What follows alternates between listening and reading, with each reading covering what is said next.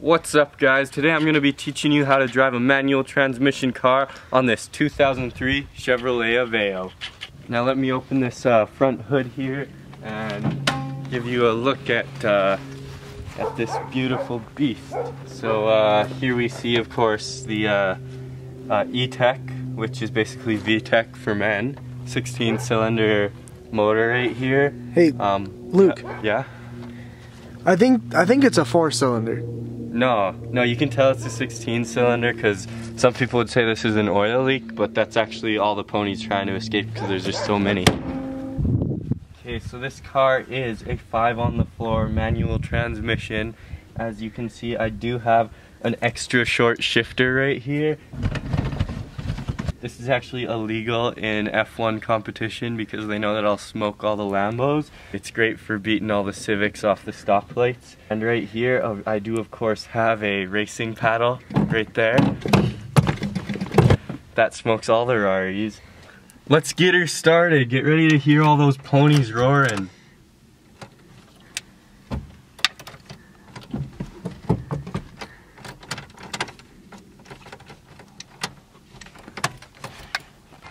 Negative. Okay. Positive, see? So I do opposite, right? Okay, always put the positive on. Okay. Put the negative on. Whoa. Probably work. Okay, go see if it'll do anything. Okay. Let's give it a little rev.